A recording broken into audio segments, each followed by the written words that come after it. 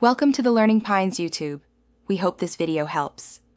Start by opening the hood and supporting it with the prop rod.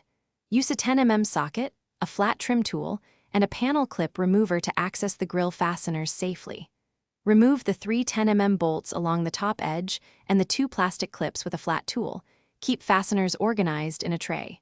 From underneath, release the lower retention tabs by prying outward one at a time.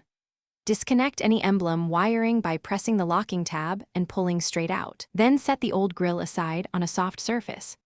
Compare the new grille to the old one for alignment and attach any emblem wiring to the new harness so electrical connectors match. Inspect transferred mounting clips and replace any broken retainers. Transfer the emblem or badge if needed. Transfer mounting clips and use supplied screws.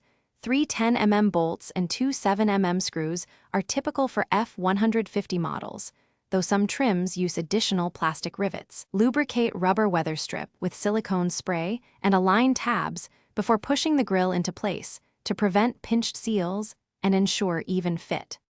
Set the grille into position, push the lower tabs until they click, then start the top bolts by hand to ensure threading and alignment.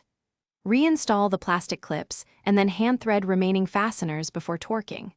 Tighten all fasteners to 5/7 ft-lb torque using a torque wrench and reconnect any sensors using the locking clip to prevent electrical faults. Close the hood and inspect gaps. Adjust by loosening bolts slightly and shifting the grille for even spacing. Then re-torque and perform.